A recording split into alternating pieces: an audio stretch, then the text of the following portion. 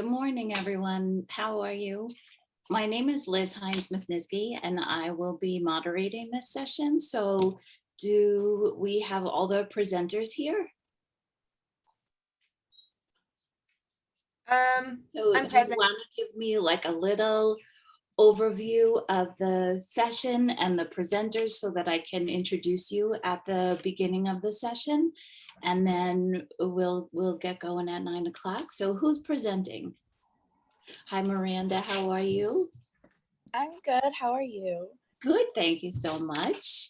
All right, so Miranda, you are presenting. Who else is a presenter this session? Katherine, Julia, and Eva. Excellent.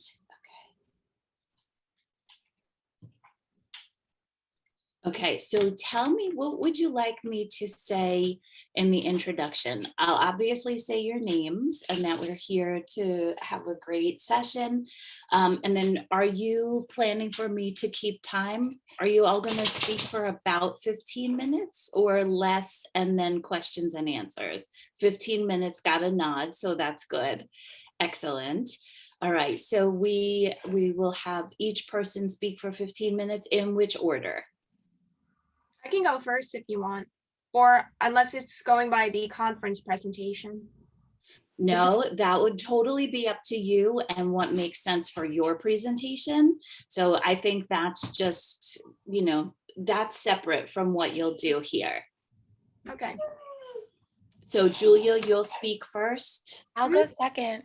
Okay, Miranda, excellent. Katherine and Eva, who's third? Good. Okay, excellent.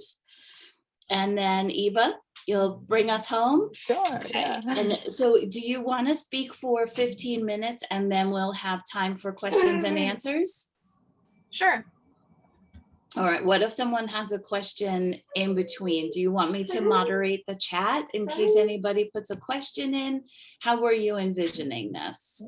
In regards to questions, I believe it would be easier for the questions to be at the end of the session instead of the middle because it could infringe upon the 15-minute time limit and Okay, excellent. disrupt the flow of conversation.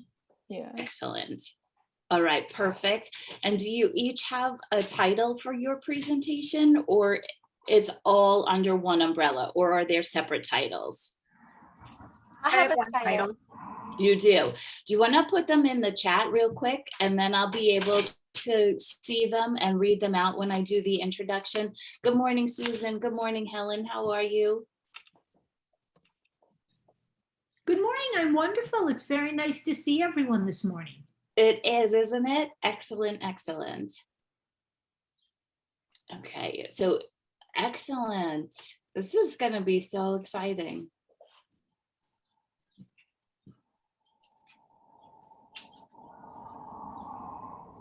All right, I have 3. I see typing happening, so we're good.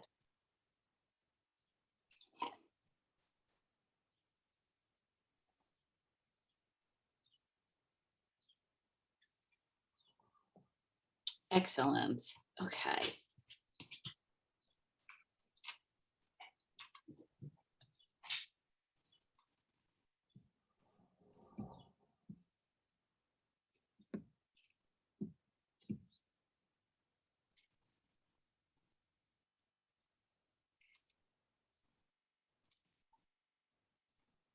I will be right back. I'm gonna grab the charger for my laptop. Yeah, go ahead, go ahead.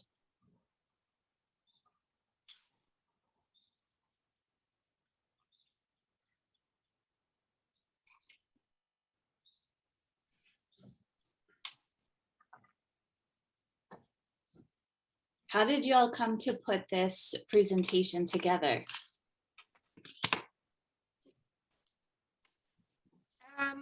Well, the presentation that I have is based in part of my thesis. It's sort of it's a condensation of my thesis in progress.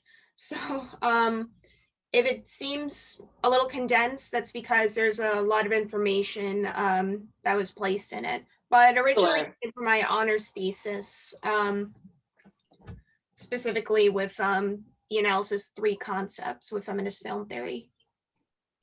I understand the idea of having to condense into a short presentation. So Yeah. I'm sure that you have pulled out all of the salient information and it will be absolutely wonderful. Yep. And if I'm not able to get to everything, I can still answer questions regarding the presentation. Excellent.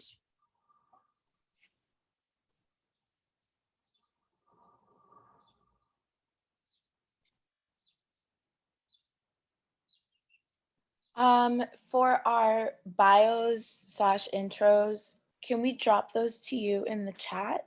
Excellent. Thank you so much.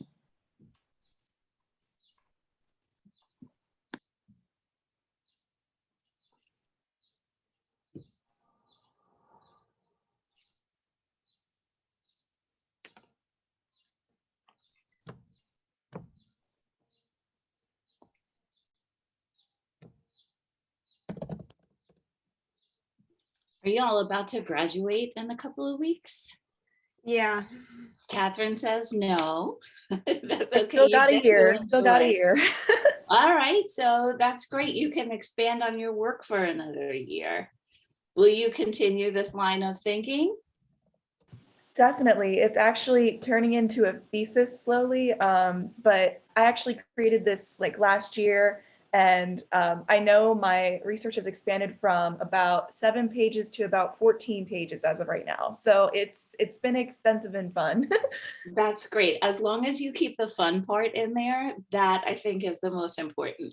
And of course, I don't mean like every moment you'll be like, this is so fun, because sometimes you'll probably want to toss all your notes. But if the overarching feeling is fun, that's a good thing.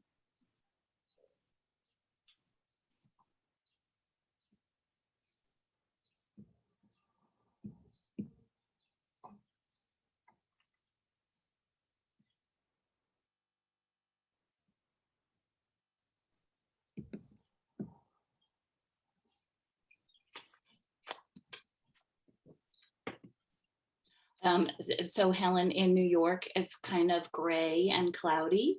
But it's okay, we're all here, and I'm sure this will be bright and wonderful. So I just am going to send a quick text to let the IT people know that this is working well, that we have some participants, so just bear with me.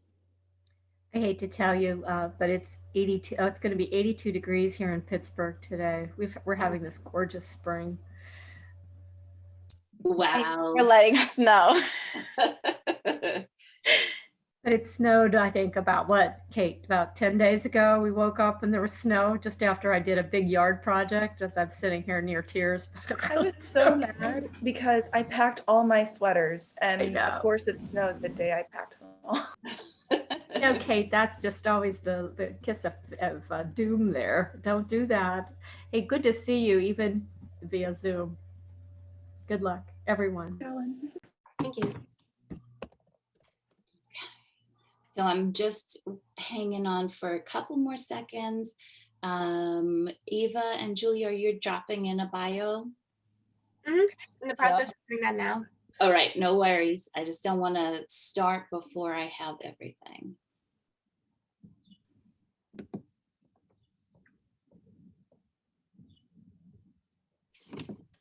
And Miranda, since you have already put yours there, just tell me, Putas and piety? Yes. Okay. Beautiful. Yeah, and don't mock my lack of accent. Oh my God.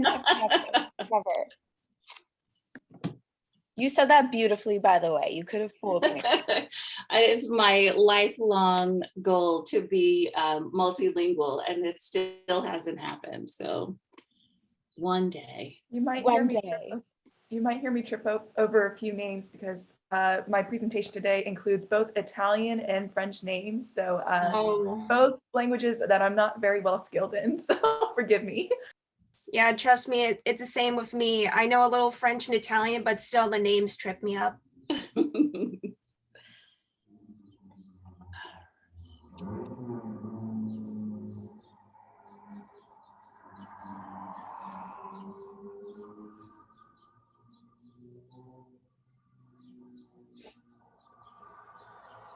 yeah, and as a heads up, if you see a tail or fur in the camera, that's probably my cat. That's one of the hidden benefits of working on Zoom, right? Animal interruptions. Yeah. But they're also good luck charms and therapy animals. Hey, buddy, you want to come here? Come here. Only downside is I have to make sure she doesn't eat anything that's not her food. Come here. Don't go over there. Okay.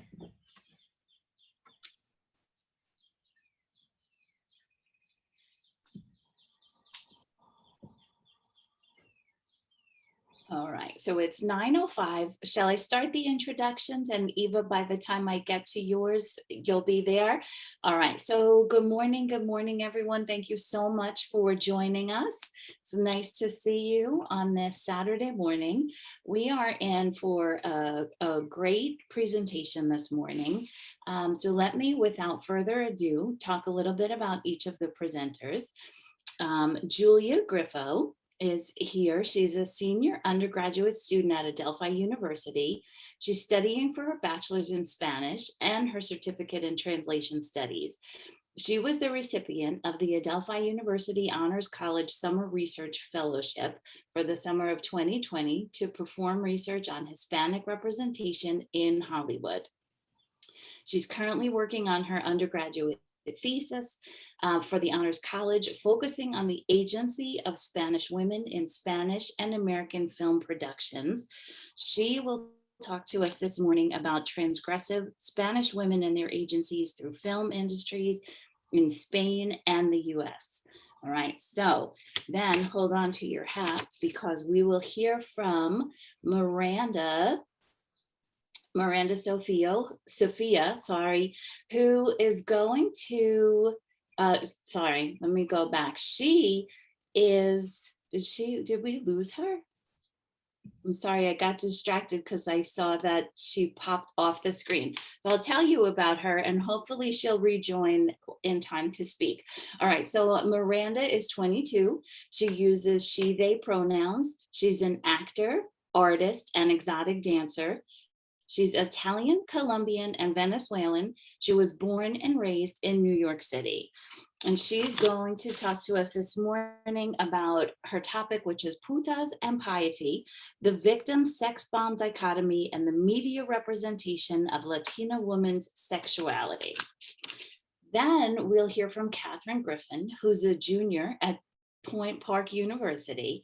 She's a cinema production with a concentration in post-production. She is very excited to present her project that she has been working on with the female faculty at the cinema department. And she'll talk to us about the industry of inequality, a study of women in film. And finally, we will hear from Eva von Dell, who uses she, they pronouns and is a senior acoustical engineering and music major at the University of Hartford. She has a concentration in the classical trombone and a minor in math. She lives in Albany, New York, and with her 2 cats, who may or may not make an appearance this morning. She will be speaking to us about gender stereotyping of video game voices, the pressing problem of marginalization of gamers. All right, so each presenter will speak for 15 minutes. If you have a question, you're welcome to put it in the chat or save it till the end so that we can give each presenter their full time to speak. I'll kind of monitor the chat just to make sure that we don't miss any questions at the end. If you get kicked out for some reason, please rejoin, no worries. I'm going to mute so my dog does not interrupt anybody's presentation. So without further ado, Julia, if you are ready, you can take it away. Okay, so let me share my screen. Let's see.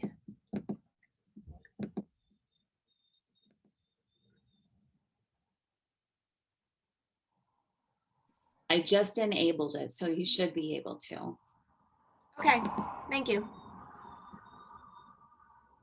And yeah, it's loading. Here we are. Let's see, share screen.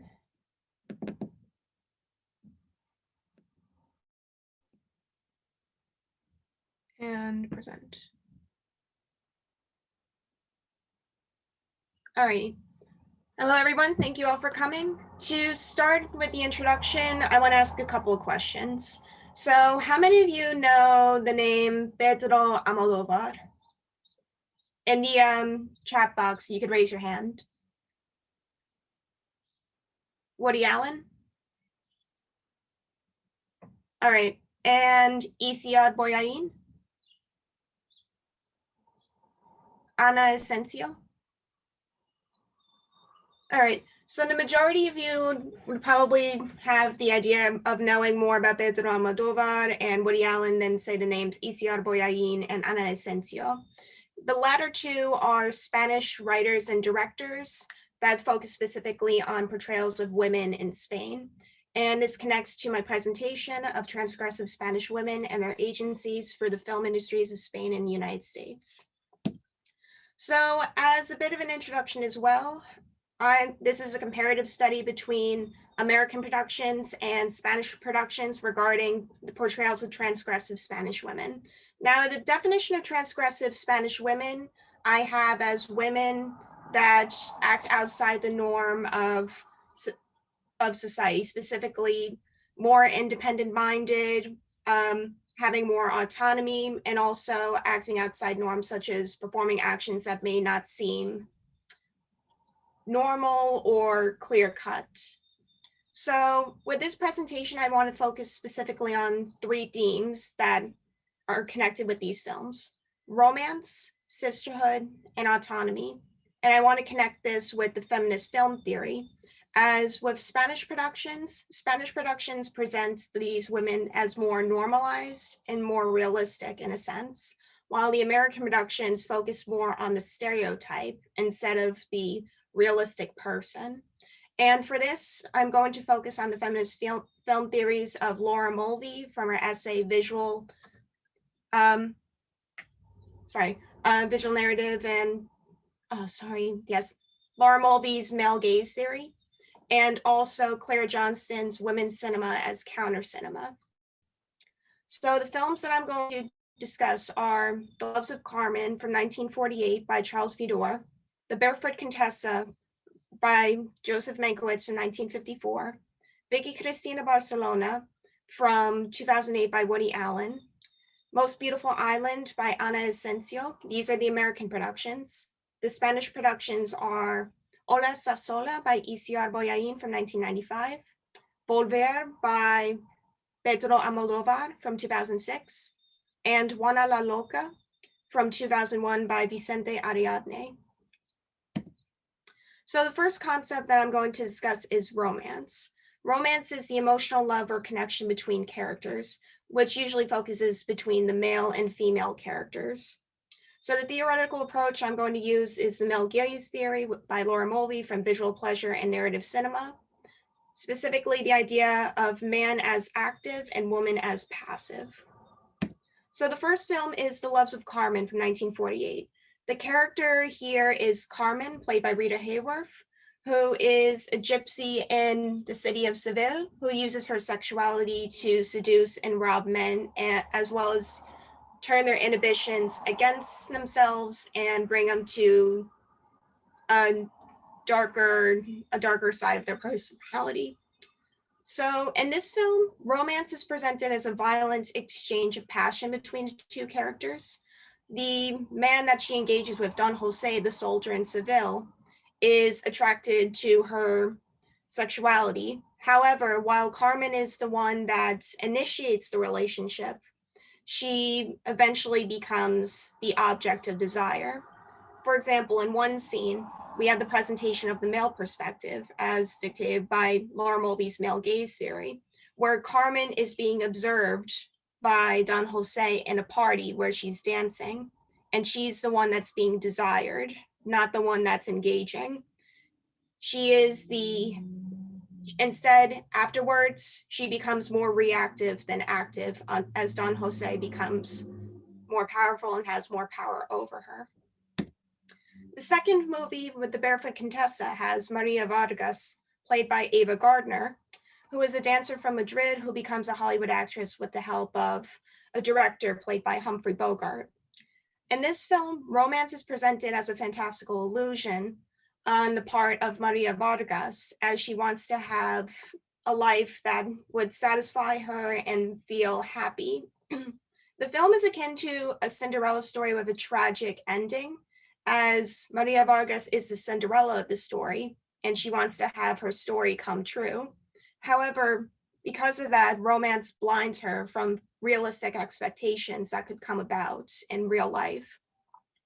And with this, she becomes more reactive as she engages in these relationships. And while she does present agency in a sense, she is still at the whims of the men that she wants to please and have relationships with. And as a result, when she commits adultery because her fantasy is shattered, she is killed, and the love story becomes a failure in a sense. Next is Vicky Cristina Barcelona. The character is Maria Elena, who is a painter in Oviedo, who has mental illness and a toxic relationship with her ex-husband, Juan Antonio. In this film, romance is presented as a crutch for her character in order to be stable, because since she has mental illness, there's the idea that she needs to have romance and sex, specifically with a three-way relationship, in order to feel happy and stable. And this happens when an American tourist named Cristina comes and forms a relationship with Juan Antonio and Maria Elena.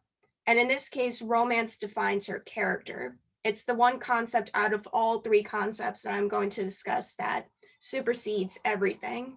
And because romance defines her character, there's a lack of agency on her part. Next, we have Juana la Loca. This is the sole Spanish production in this section.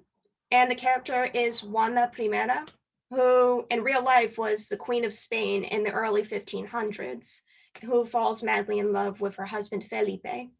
She's driven by her emotions for her love for her husband, specifically when she discovers his numerous affairs and tries to punish the women who had those affairs accordingly. And while she is driven by her emotions in that sense, she still retains her autonomy. She becomes more active in that sense.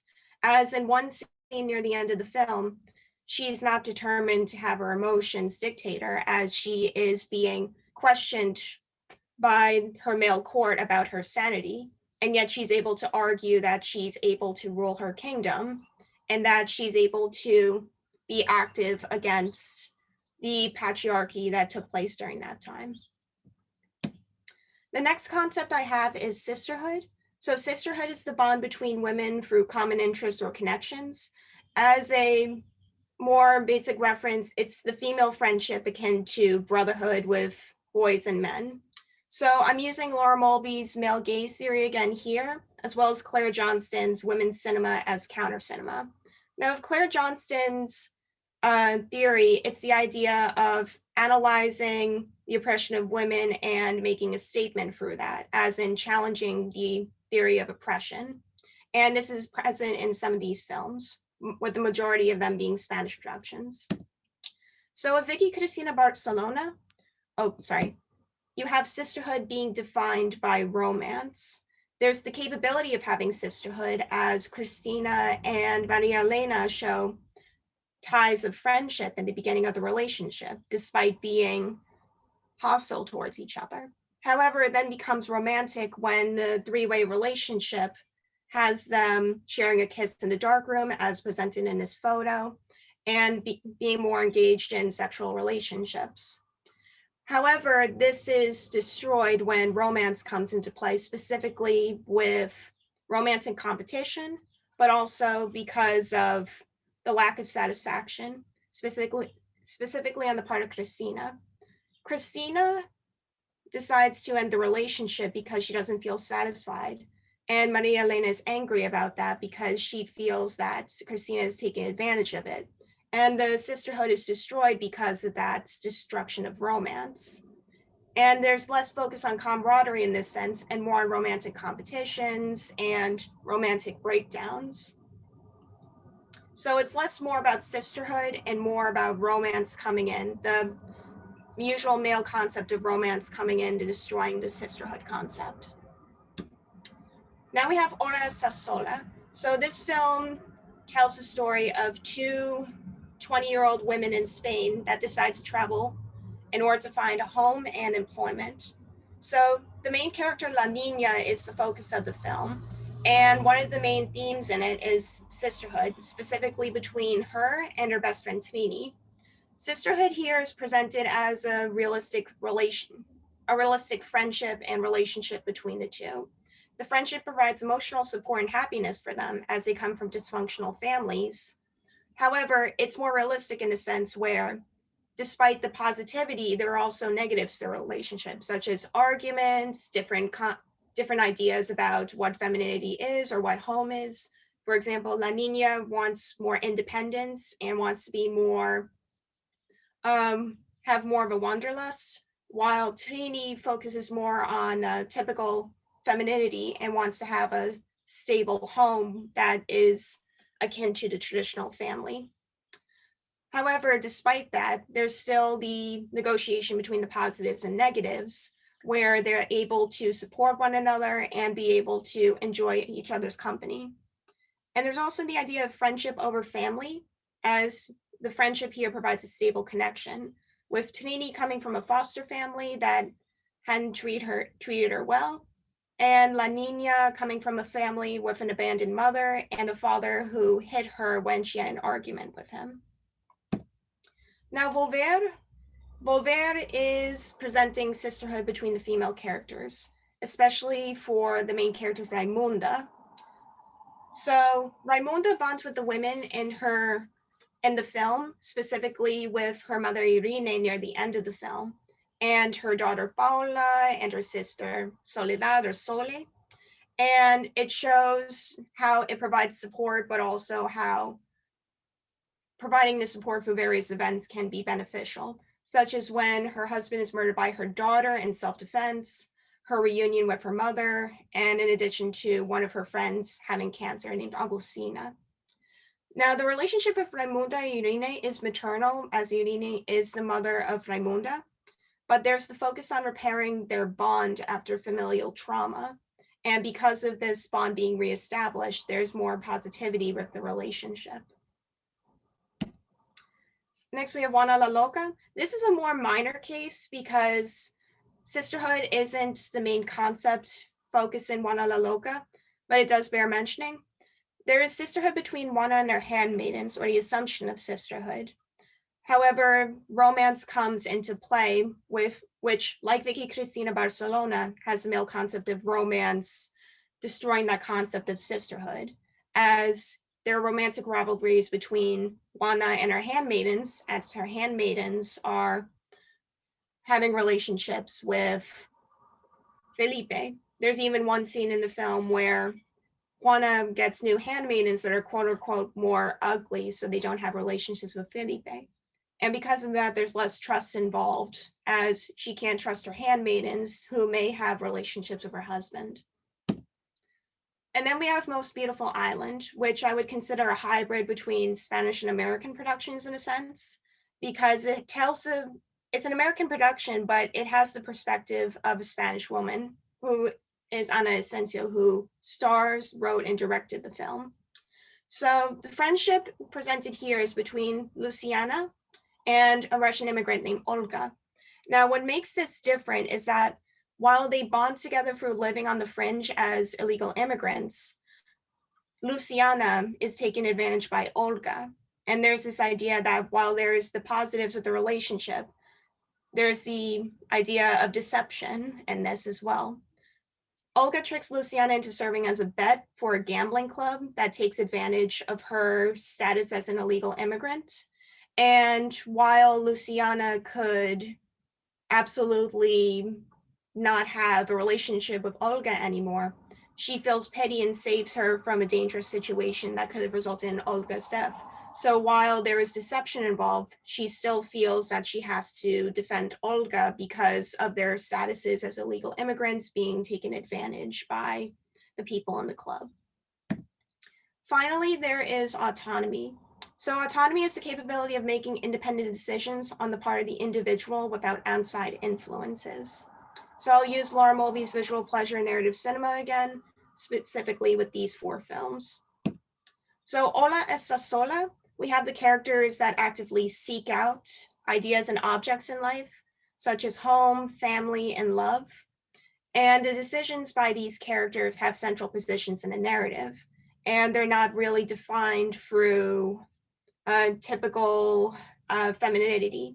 Specifically, they're more goal-oriented, and outside typical feminist boundaries, which was the goal of Isiar Boyain, as she wanted to present female characters that were not defined by their femininity, but just as normal people. And this is present specifically with La Nina's relationship with a Russian immigrant named Olaf. The relationship in this film is presented as secondary compared to La Nina's primary plotline of trying to find employment.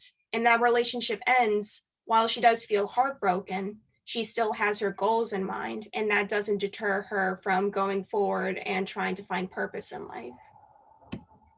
Vicky Cristina Barcelona, when it comes to autonomy, Maria Elena is tied to her romantic partner, Juan Antonio, and her relationship with him is based more on the romantic aspects, specifically where Maria Elena doesn't have a life outside of Juan Antonio.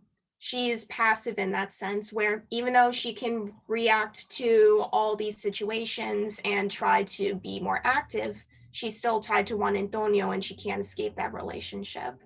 And she has very little control over her actions because of her mental illness, as presented in the film. Now, that may be a little questionable, and for the Q&A, you could ask specifically about that aspect. But right now, this is focusing more on the autonomy in that sense. And here we had stereotypical depiction of women's emotions driving actions, especially involving love. Okay, I'm going to wrap up in about 2 minutes. So, Most Beautiful Island, Luciana has her transgressive actions in order to survive, but she's driven by her own actions despite her status as an illegal immigrant, and she's driven to survive instead of having someone else drive her.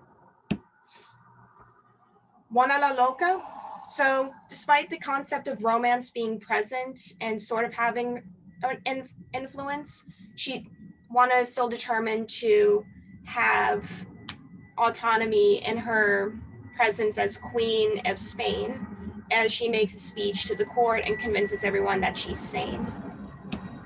And in conclusion, while the American productions focus more on stereotypes or the stereotypical depiction of femininity with the male gaze, Spanish productions focus more on the realism and situations that women face in an effort to show more agency. And as a final note, with American productions and Spanish productions. Now, with Most Beautiful Island, I consider more the Spanish production in a sense. On the left, you have the basic summary of the 3 concepts of American productions: romance superseding autonomy and sisterhood, while on the right, you have the summary of the 3 concepts of Spanish productions. All 3 are shared equally instead of one superseding the other. And here's my bibliography. Thank you so much. And I'm looking forward to everyone else's presentations. And I'm sorry if I went over. Beautifully, beautifully done, Julia. That was really, really interesting. I'm sure people have a lot of questions. I know I was jotting down questions as you were speaking. So we don't want to miss out on hearing Miranda. So Miranda, if you are ready, we are ready. Hi, good morning, everyone. Thank you so much for joining me at 9:30 a.m. I am moved. I'm actually connected from my phone right now because my laptop has decided to misbehave this morning. It's all part of the agenda against Latino women, guys.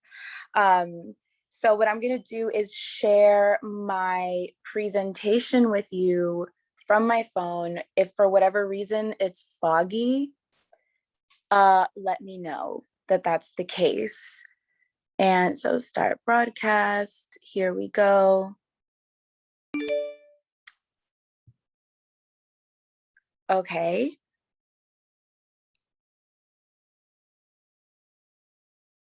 Can everybody see my screen? Yes. Okay, perfect. Thank you so much. So today I'm going to talk to you guys about putas and piety.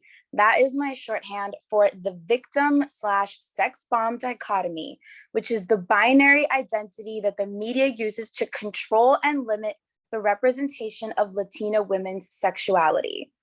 The victim sex bomb dichotomy is kind of like the virgin whore dichotomy in that it is a binary identity that is made up of two stereotypes, which leaves no room for anything in between. The victim sex bomb dichotomy is different than the virgin whore dichotomy because it is racialized. And I'm going to explain to you what exactly it is and why it is so harmful. So, the dichotomy. The media uses two very general stereotypes to portray Latina women's sexuality. The victim trope is religious, ignorant about sex, has negative attitudes about sex, is sexually oppressed, and menial. The victim trope is often depicted as a Latina woman who is uneducated about sex, submissive to machismo, which is patriarchy in Spanish, and oppressed by Latin culture. This trope commonly appears in educational and health-related media like documentaries, PSAs, newsreels, and published surveys like the Pew Research Center. Now, the sex bomb trope is hypersexual, curvy sex goddess. It is common in entertainment media like movies, TV, music videos, and social media. This trope assumes that Latinas are always hungry for sex and naturally look a certain way, which is light skin, dark hair, curvy, and the sexual prowess is often accompanied by a short temper. To make matters more complicated, Western feminists also assume that Latina women are oppressed by Latin men and Latin culture, and that Latina women who are portrayed or portray themselves as sexy are victims of machismo. It is more complicated than that. So Latinas are victims in many ways, but what exactly are they victims of?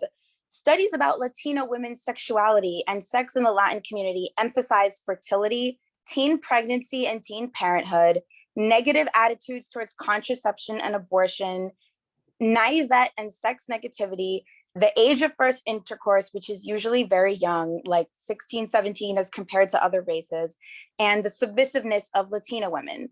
The picture painted by surveys that emphasize these elements are that Latinas are sex negative, but also careless about sex and easily persuaded to having it. They are passive about their sexual and reproductive health.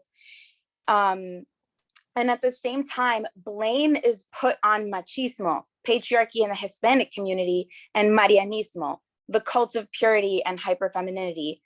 The blame is put on these things instead of recognizing the complex web of factors that contribute to high birth rates and teen parenthood, as well as single motherhood in the Latin community. So to make matters worse, while studies emphasize these other things, they neglect a whole slew of other things. And yes, I mean, studies are highlighting the fact that there's a high birth rate in the Latin community and that there are a lot of teen parents, but it is completely taken out of context. Studies ignore the high levels of rape, STD transmission, HIV and AIDS, assault, harassment, and sexual violence that occur towards Latina women and LGBTQ plus Latinos. Mentions of battery are often only used to criminalize Latino men, not uplift Latina women who are the quote unquote victims of their own culture.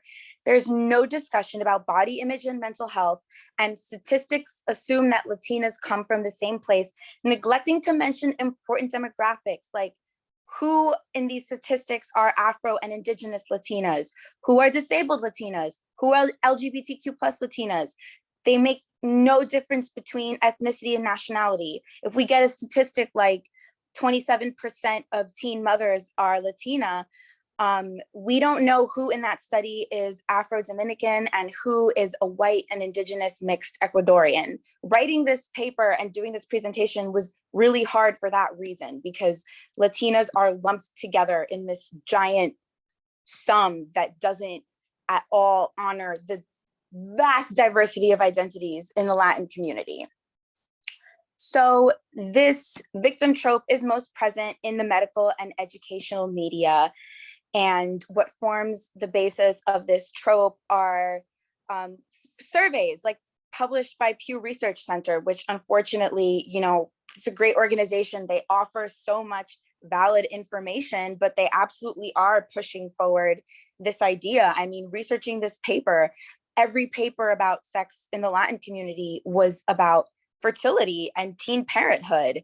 And if you only look at what's available in the media, Latinas are represented as sexually unempowered, uneducated, easily pressured, passive, complacent victims, devoutly religious, and this idea that we're baby machines and that we're menial in the sense that we have nothing to contribute to the world other than babies.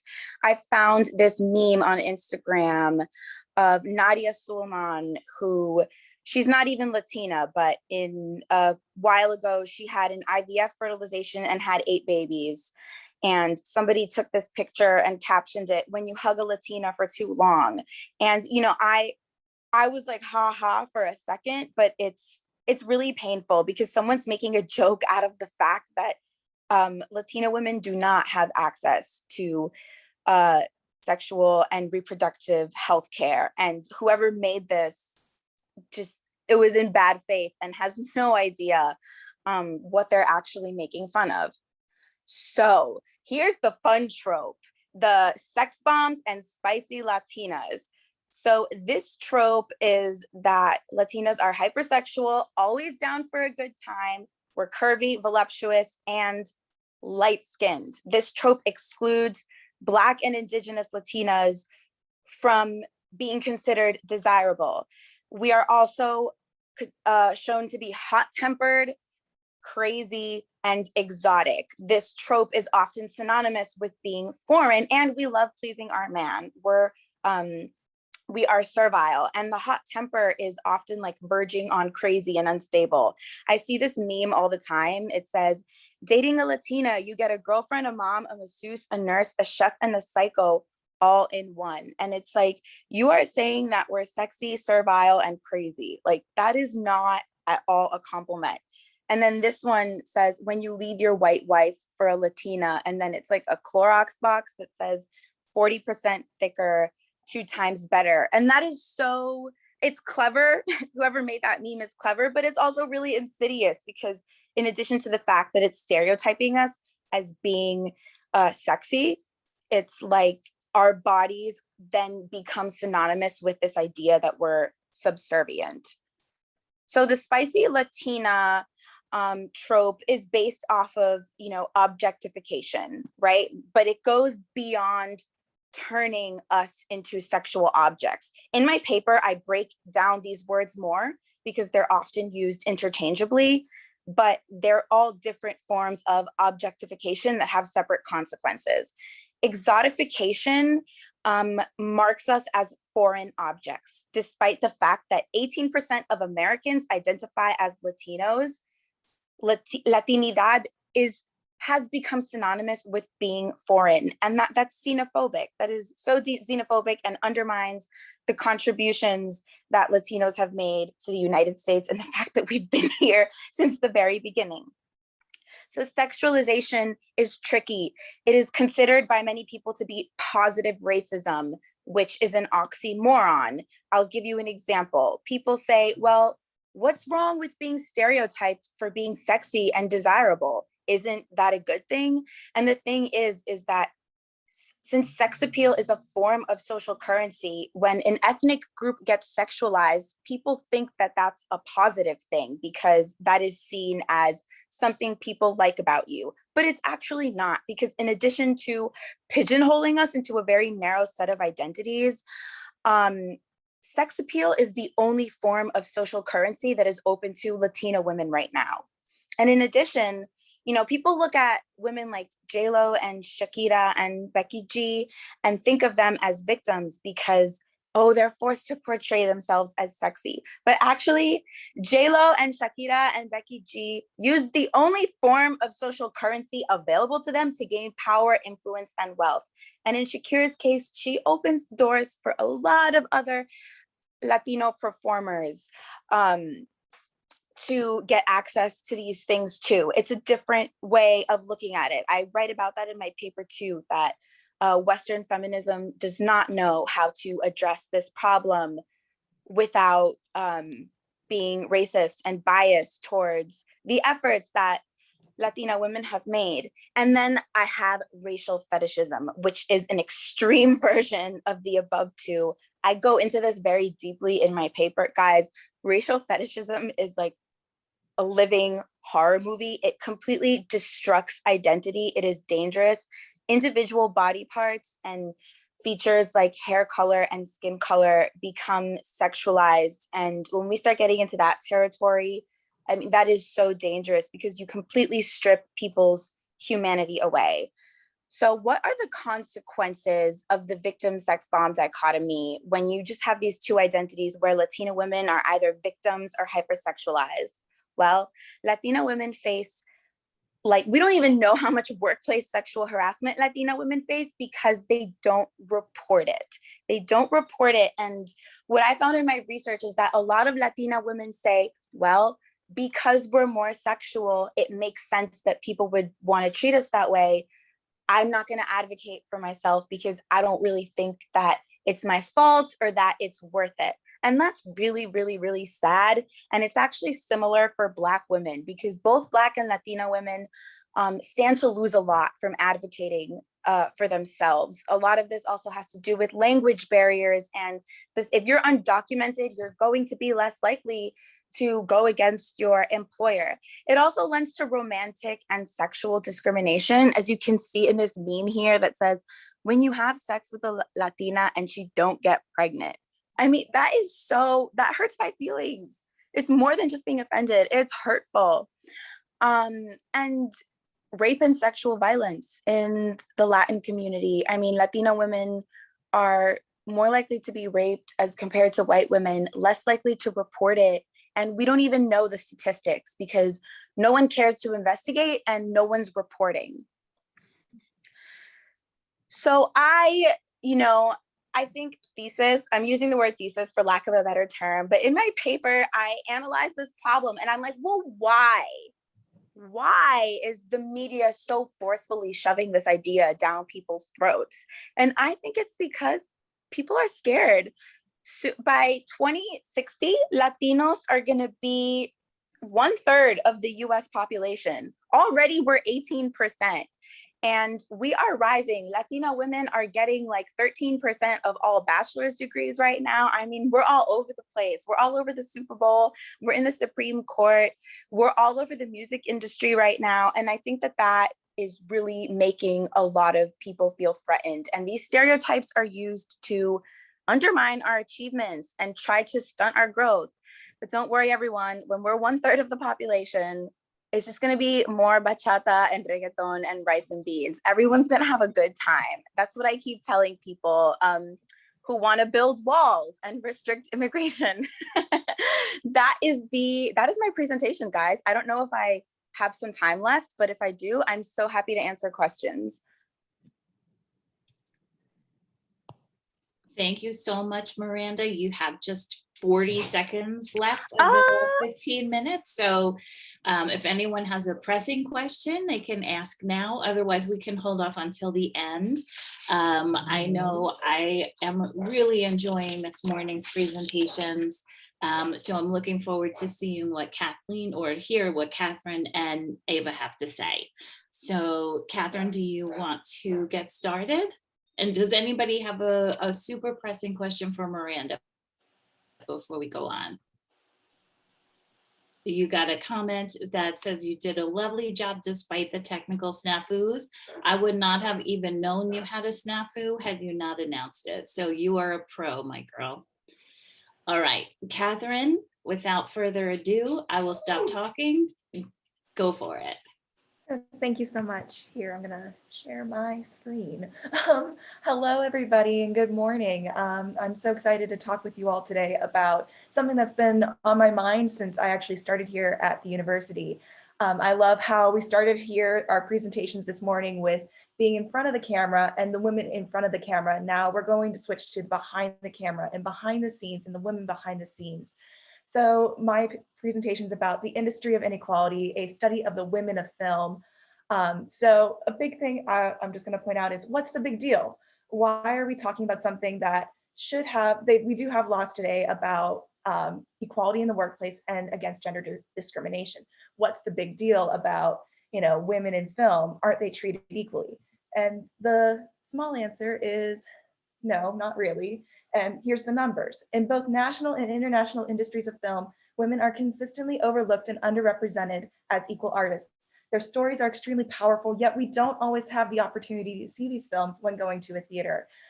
This statistics right here were actually taken while people were still going to theaters. Sadly, this is not happening right now, but as you can see, women are the majority of people that end up going and seeing the movie theaters and going to see movies in the theaters. Whereas when we look at who directs these movies and who is the creators behind these movies, it is a very, very smaller group. It's about 12% women, which these numbers have been kind of skewed because of distribution. Distribution has vastly changed this year, of course, with now Netflix, Hulu, and all these online streaming services. I will say the year before, 2019, it was at 6%. And the year before that, it was 4%. So the numbers are really, really small. And think about how many films are made, and that's the amount of women that are really directing and are behind the creative workforce. It is a little unequal in that sort of way. So in years past, women were never really considered to be leaders of the industry, which history is now proving that statement wrong, which we'll get into today. Early women filmmakers paved the way for others, became the owners of their own companies, and even became the pillars of the now Hollywood days. Yet today, we only hear about these women in passing, or we don't even research or know about them. Even the stories of the more modern female filmmakers are really overlooked today. So let's see. Today we are going to be talking about stories about 3 of the female filmmakers that I researched for this project. And we're going to talk with that, the issues of gender discrimination in the lens of becoming a female director. So we're going to get started with Alice Guy Blaché. To really talk about the film industry as directors, you have to go back to the beginning of film, when the film camera was first invented. And any class of film history anyone ever takes, there's a few names to remember at the beginning. The Lumiere brothers, William Dixon, Thomas Edison, George Eastman, and George Méliès. If you notice how many names I've mentioned there are no women in that list, but there should be. And one of those names that should be in there is Alice Guy Blaché. Alice Guy worked as Gaumant's personal secretary during the late 1800s. Leon Gaumont was kind of the French equivalent to Thomas Edison at the time. He was an inventor and soon became a huge film artist and started his own film company. They actually were invited to a secret screening of the new Lumiere brothers invention called the cinematograph. It was a predecessor to the modern day film camera, and instantly Alice Guy and Gaumont were both really interested in this invention. They decided to test it out themselves. So starting in 1896, Guy actually created her first film, The Cabbage Fairy, which is pictured on the right here. It's one of the first narrative films ever made, if not the first. The timing and the timeline is very hard to figure out currently. This film is actually a woman depicted as a fairy who picks babies up out of cabbages, like the modern day stork, or as I like to say, she's basically creating Cabbage Patch Kids. So that's I love that. It's very interesting to me. She continued to make numerous short films for Gaumont Studios until she moved to New York and started her own studio called Solac Studios in Fort Lee, New Jersey, which was pre-Hollywood. This is before any even talking films at this point. She continued to direct films in her studios and create films in her studios until she went bankrupt in 1919. In just the span of 20 years, it is believed that she had created over 1,000 films, whether directed, produced, or written. She created a huge, huge collection, and you can see some of these on YouTube today. There's some really amazing ones about comedy. She did a lot of really interesting comedy. She was really big on naturalism and actors and how their performances work. And also she was one of the first people to use African-American actors for African-American stories. The African-American stories weren't great, but hey, at least there's steps happening at that time. With such a large catalog and films, being a studio owner, it's hard to believe Alice Guy Blaché is not in the history books. The sad truth of the story is that many of Alice's movies were credited to other filmmakers during that time. A lot of the history books do not get things correct. She's only credited with maybe 1 or 2 films, and even then, those 2 films are actually films she never even created. She did not direct them, she did not produce them. She may have been involved in some sort of way, but she was not involved with them in the way that some of her films were. And then of course, her studios, what about her studios? Those were actually credited to her ex-husband, Herbert Blaché, who actually caused the studio to go bankrupt due to the divorce between Alice and him when he left to be with his mistress in California. So that's a really, really harsh part of the history of Alice's company.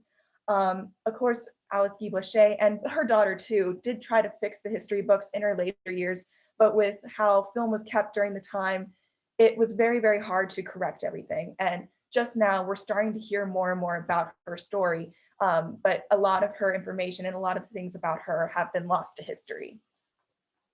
So let's move on to Lina Wertmuller. Lina Wertmuller is an international filmmaker. So if we're thinking about gender discrimination within film, it's not just in the United States, it's really worldwide. It's not just happening here. So I wanted to represent that with Lina Wertmuller. Lina Wertmuller, in talking about the international impact of film, we cannot forget Italian cinema and its effect. There's a lot of films that come from Italy that are extremely well done, and some have international acclaim and have been nominated by many awards. But there is one nomination that really broke the industry, and that was actually Lina's nomination. She was the first woman to be the recipient of a nomination for an Academy Award for Best Directing. So Wertmuller's career is unapologetically different, bold, and provocative. She actually started film through a friend of a friend named Federico Fellini. Fellini is a very, very popular Italian director. Her first on-set job ever was to be an assistant director for Fellini in his famous film 8½, created in 1963. After learning about the artistic medium through Fellini, Wertmuller started directing her own films and writing her own films. And she had a few moderately successful Italian films in the Italian world until she really started working with Giancarlo Giannini, right pictured on the left. She actually created 4 films with him, and they hit internationally and they were very well known. The 4 are The Seduction of Mimi, Love and Anarchy, and Swept Away, which were all acclaimed. But the big one is Seven Beauties, again pictured on the left. Seven Beauties is a heavy drama set during the Holocaust, and it's about this man right here and kind of like his 7 sisters. It's a really interesting film, but can't really describe too much because we're on a time limit here. This is actually the film that gave Lina her historical nomination. And you may think because she was nominated in 1975 for Best Director that there is plenty of women that have been nominated in the Academy Awards, Golden Globes, everything for their work in film. And that is not the case. As of right now, there's only been 7 women that have been nominated for Best Director at the Academy Awards, and only one is won, and that was Katherine Bigelow for The Hurt Locker. This year is a very historical year. We have, for the first time ever, 2 women nominated for Best Directing, and that is Chloe Zhao and Emerald Fennell.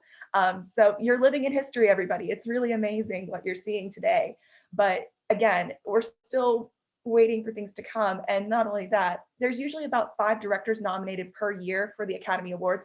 The Academy Awards have been going on for 93 years. So imagine the numbers whenever you think about it that way.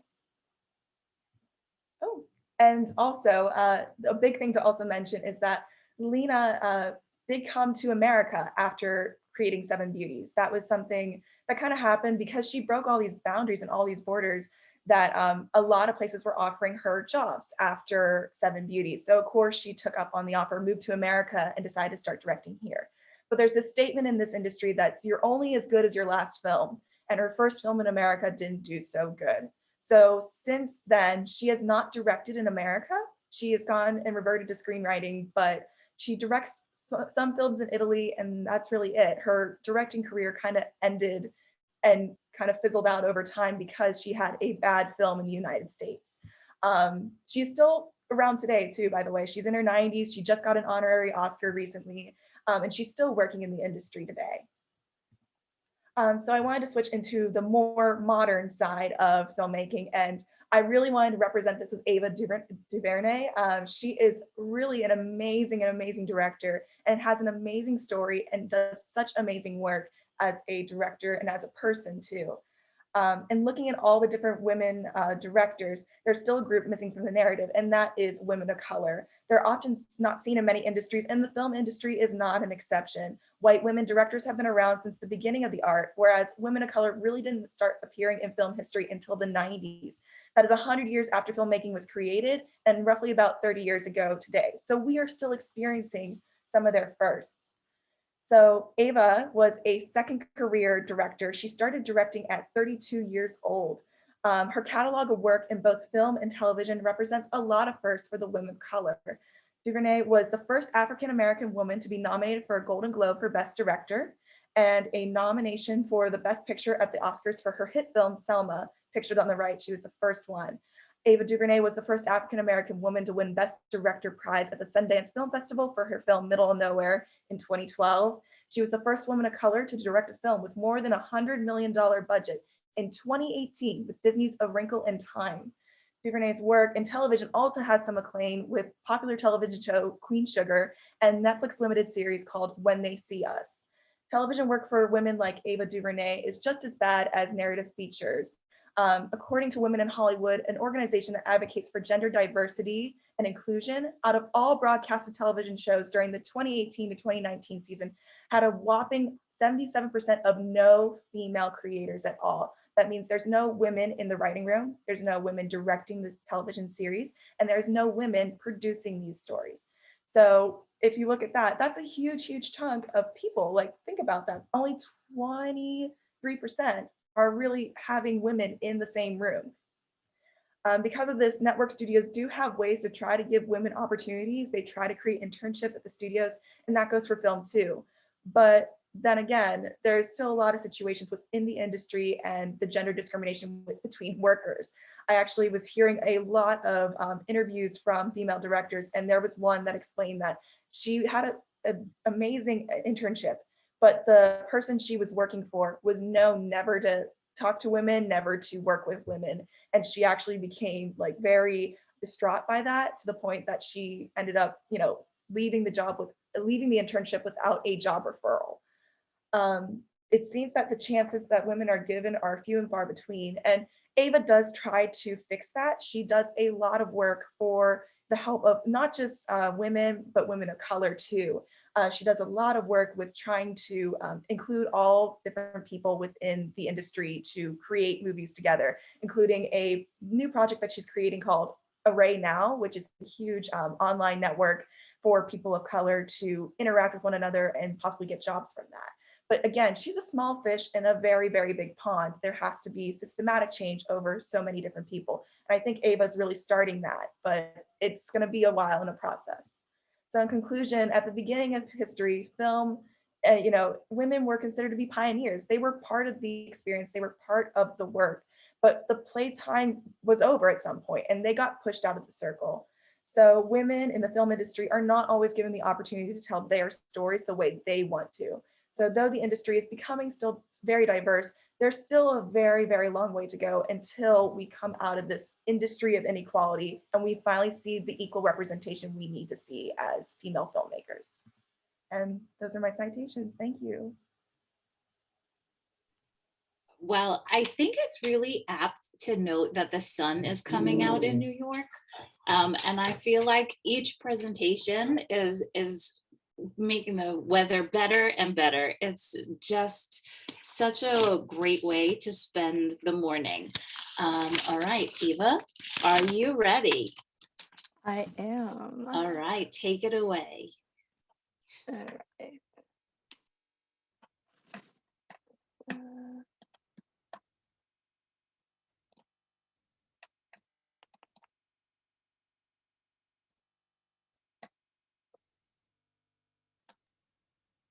All right.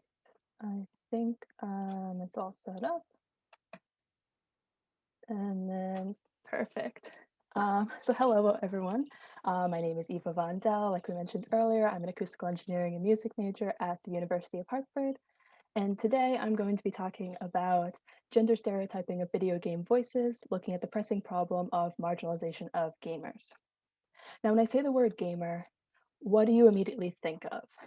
If you're anything like probably the majority of us, you're probably thinking of that gamer stereotype of a male identifying person.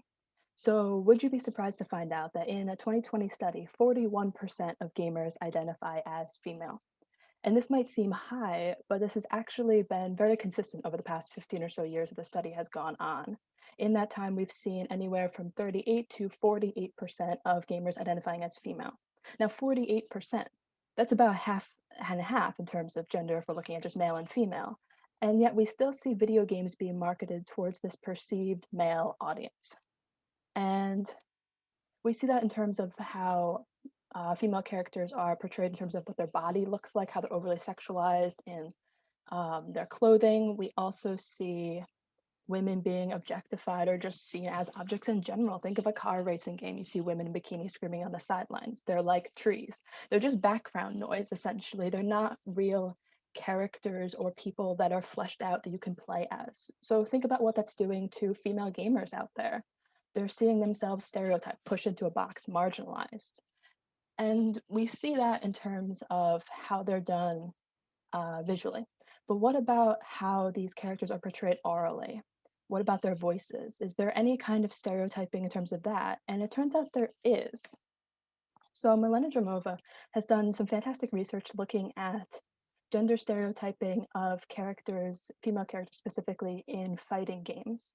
And she looks at the battle cries of these female characters across multiple iterations of games like Mortal Kombat, Street Fighter, and Soul Calibur. And what she has to say is that these battle cries for female characters are often being overly sexualized into having these breathy moans or orgasmic screams. And she also notes that women simply sound most of the time as if they're being hit, while men make very few defensive cries. So what she's saying here is that whether it's an offensive or a defensive move that these female characters are making, they are just sounding like they're hurt all the time. They're not really making battle cries like they're going to action or charge, where they're just hurt all the time. Whereas men are not doing that. Men are not really making these sort of defensive cries. They're not like screaming in pain in the same way. She also notes that while there's more female fighting characters there's more characters in a fighting game in general, there's more female characters overall, they can still be broken down into 3 different tropes. So you have the warrior woman, the cutesy one, and a seductress. And this is based a little bit on what they look like and how they act, but mostly on their vocal quality and what they're saying.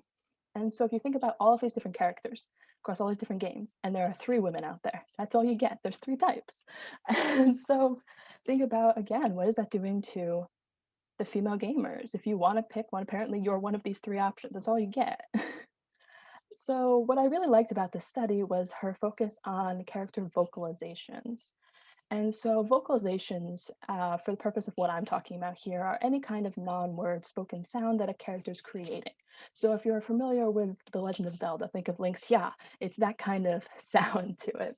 So I have a clip here. This is from Assassin's Creed, and it's showing free running, which is basically a form of parkour. And so I've taken all the background noise, most of the background noise, and sound effects out. So all you'll hear is just the vocalizations the character's making. So you kind of know what that sounds like.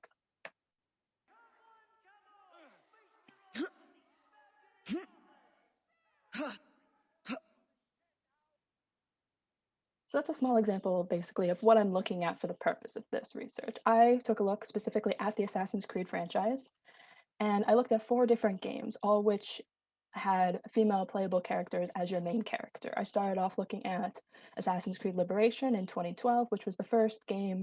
It was actually written by a woman, developed by a woman, and it was the first game which had a female character you could play as through the entirety of the game. It was, unfortunately, though, an offshoot of the game. It wasn't in the main series, but the other 3 games here are in the main series of Assassin's Creed games. And so I took recordings, like the one you just saw, of about 2 minutes of free running for each of these 4 characters, and I analyzed it, put it through a speech analysis software called Pratt, where I was then able to take out each individual vocalization and analyze that individually. And you might be wondering, why are you doing this? Why Assassin's Creed? What's the point here?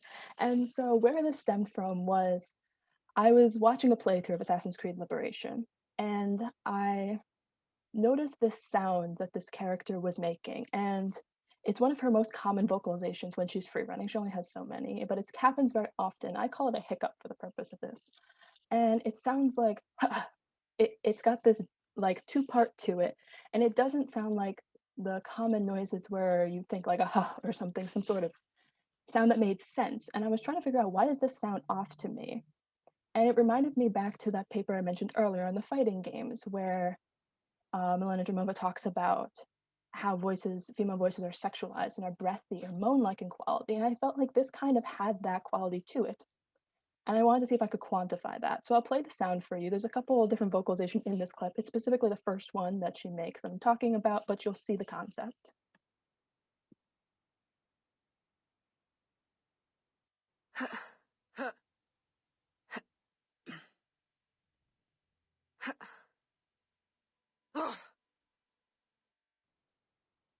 So when I was looking for a metric to quantify this breathiness, what I came up with was the harmonic to noise ratio, which is, it measures the degree of hoarseness. So if you think of when you get sick and your voice is a little raspy, it's that concept. And so how it does this is that an acoustic wave is made up of two components. So there's a periodic component, which is your tone component. So if you have like a microwave or something and it makes that hum, it's that kind of concept. And then there's also the noise component, which is if you had a radio dial and you put it in between two stations, it's that kind of static feeling. So if you combine those two together, you'll get a sound. And then looking at the ratio of those two components, you can determine what the harmonic to noise ratio is, or how hoarse that sound is. So if we're looking at breathiness, what I was looking for was a lower harmonic to noise ratio. So I took the samples for all 4 characters, female characters in these games I'm looking at, and I came up with the harmonic to noise ratio of all of their vocalizations in those games. And this is what I came up with, this plot. And this doesn't tell me a lot.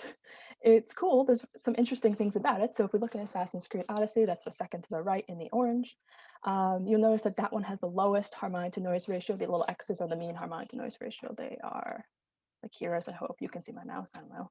And so those, this game has the lowest harmonic to noise ratio, which is cool because this is the first game where we see dynamic breathing as an element. So in previous games, you could free run forever and you wouldn't hear any breathing. They're just amazing. They just run. But in this game, the more you run, the more you can hear your character getting labored and you can hear that breathing. And so that breathing has the more of a noise component to it, which we see reflected in the character vocalizations, but we don't see it reflected in a breathiness or a sexualized sort of way, which is definitely cool. It's good on Assassin's Creed part. We see it more in an exhale type. But this doesn't answer my question earlier of why did that sound off? So I thought, what if I compare the female characters to their male counterparts and see what that does? Unfortunately, I don't have Assassin's Creed 3, so I wasn't able to compare Liberation to its male counterpart game, but I am able to do that for the other 3 games. So if we look at Syndicate, we note that, for all the next 3 graphs, the male will be on the left in blue and the female will be on the right in orange. And so if we're looking at the harmonic to noise ratio here, you'll note that they both have about a very similar range of high to low harmonic to noise ratio, but the male is shifted down a fairly substantial amount. And so I was curious, is this going to be a trend? But then looking at the next game in the series, we see that it's not exactly a trend, but that the harmonic to noise ratio of our female character is just a much larger range overall than our male character. And looking at our most recent game in 2020, we see again a shorter range of harmonic to noise ratio, and we see that the male does again have this smaller harmonic to noise ratio than our female does, a lower harmonic to noise ratio than our female character does. So I've plotted them all onto one giant plot so you can see it overall. And our male characters are in the darker shade of whatever color, our female characters are in the lighter shade, and then each game gets its own segment or its own specific color. So looking at this, what I noticed immediately was we see these spikes on the top of the outliers or the top of the whisker plot for our female characters that we don't see in our male characters. So we're noticing that our female characters have a much higher harmonic to noise ratio, just like their top point is much higher than our males overall. And this was interesting to me because I wasn't able to find any research saying that females have a higher harmonic to noise ratio just in general of adult voices. I wasn't able to find anything saying there's a specific difference based on gender for harmonic to noise ratio. So why are we seeing this happening here? And what I think is going on is that these points are where a character is jumping from a really high location and landing. It's that exertion sound of like, I just fell off a building, but I'm okay. And we see, they're quantified in both the male and female. So it's not like the males weren't making these noises, but when they are making these noises, they're more of an exhale. This is seen very clearly in the most recent game, Valhalla, where sometimes the male character lands and he literally just exhales. Where a female character lands and she screams like she just broke her leg. So this reminds me back to Melania Tremova's point of how female characters always sound as if they're being hurt. And we see that again with the fact that these characters are doing the same thing as the male characters, same jump, but the female characters are screaming more. They're not exhaling in the same way. And I think that that is kind of stereotyping these characters into this idea that women are not necessarily as good at these things, or they wouldn't be able to, like, they're not as physically fit, or they're not as assassiny, if you will. And another thing I also noticed, so I mentioned the mean harmonic to noise ratio earlier, which again, these X's on the graph. If you look at the difference between the two, how far apart they are. In the Syndicate are like the furthest out games, or 2015 game, the difference was 3.94. But then when we look at our most recent game in 2020, the difference is only 0.91, which I think that this trend of them getting closer together is showing some form of improvement towards equal treatment of these characters in terms of how they're portrayed vocally, which I think is a great thing in general for games, to be treating these characters more evenly and stereotyping them less in terms of their voice. Another thing I'd like to just mention is the way in which some of these games were received by the fan base. So don't worry, I will read this to you. But this is a review by Anita Sarkeesian about Assassin's Creed Syndicate, which was the first game which allowed you to play as a female character in one of the main title games. And so the way in which the fans addressed this game is that some of them mentioned that women should not be treated equally, or they should not be able to be the main character of an Assassin's Creed game, because these are very historically based games.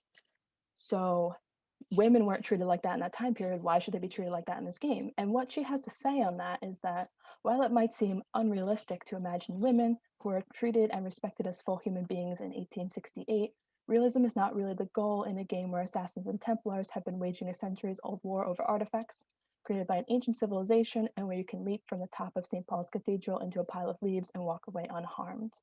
The inclusion of these characters works not because of realism, but because of believability and internal consistency.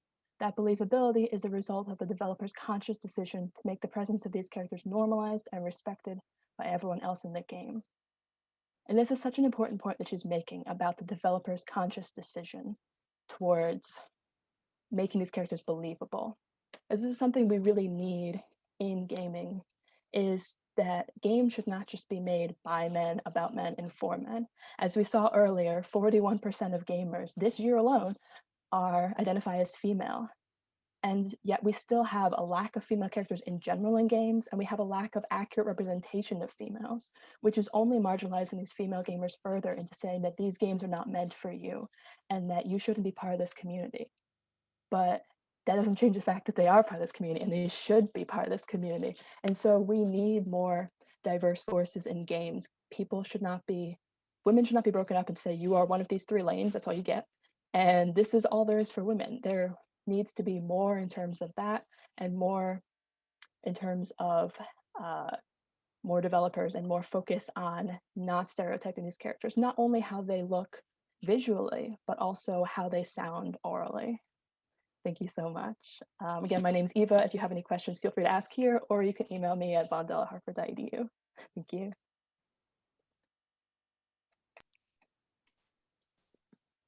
Wow, I am so impressed. And again, I know I sound repetitive, but I can't help but comment what a lovely way this is to start the morning. I want to sit and do research all day, but I'm kind of a nerd like that. So let me see what kind of questions we have from people in our Zoom call.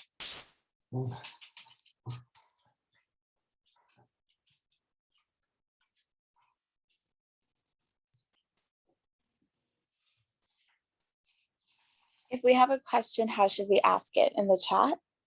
Well, you could raise your hand and then you could unmute and ask your question, or you can put it in the chat if you don't want to use the raise hand function. But I see that Susan has a question, so let's hear from her. Well, thank you very much for the presentations. I learned a great deal from the four of you this morning, and I appreciate your organizing your research and sharing it with us.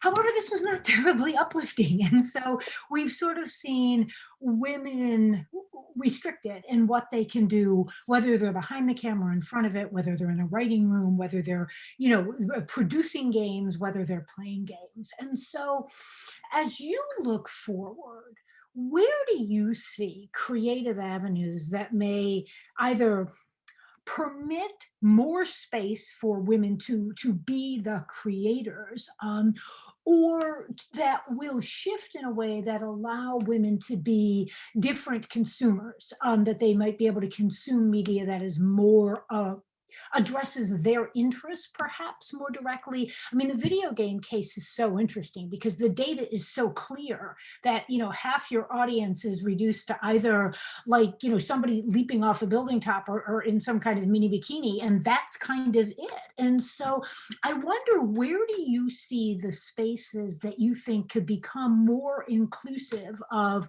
women's creativity and women's experiences as you look forward?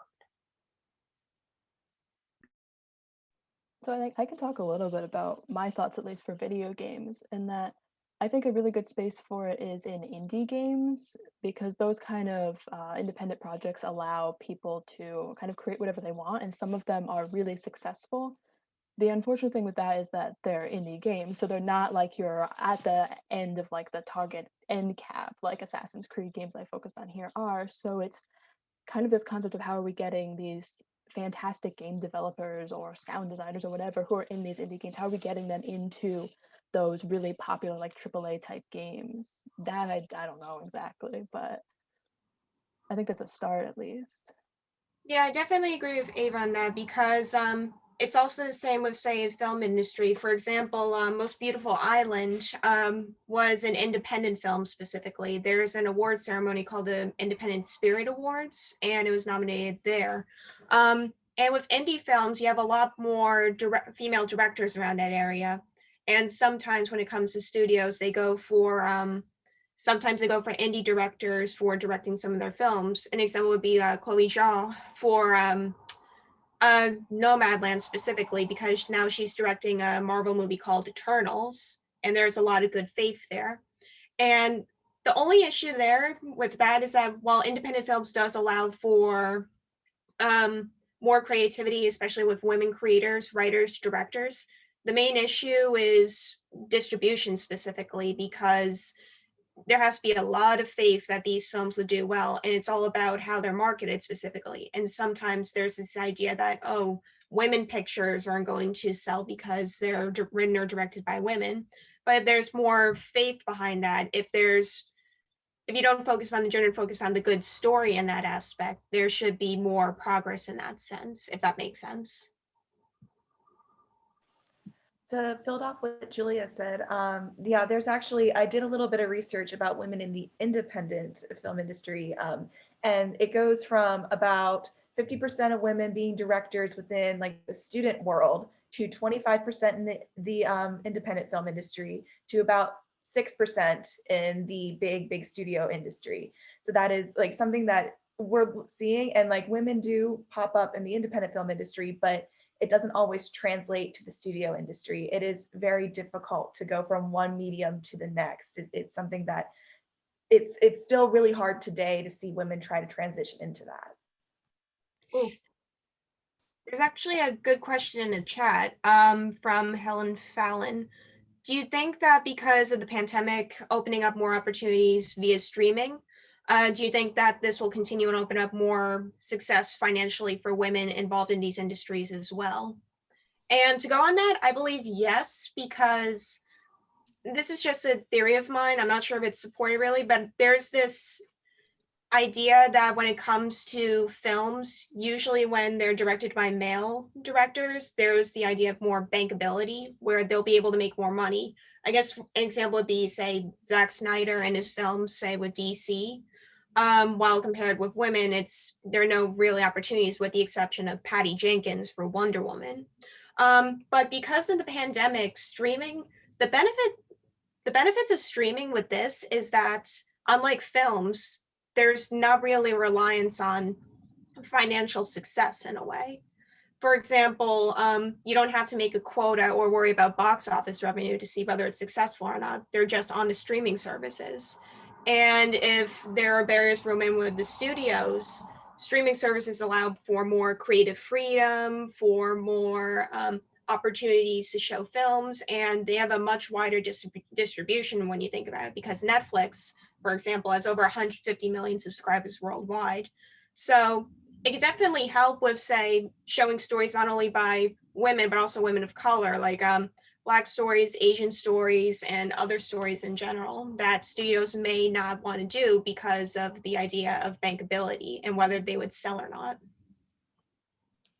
Thank you so much. I know Miranda was waiting, and then we have a question from Yuki, and then I think we have to wrap up so everyone has an opportunity to stretch out before their next Zoom presentation. So Miranda, please.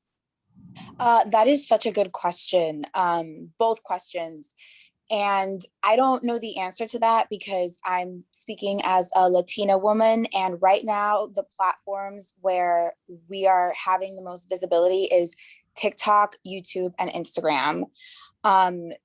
Hollywood and television really don't portray Latina characters very often, and we are certainly like not behind the camera or not in the editing room at all. Like you could probably count on your fingers how many Latinas are working in the mainstream film industry right now. And the independent world, you know, it was thought it would be more promising, but it's so white that there's just not, the opportunities aren't being created.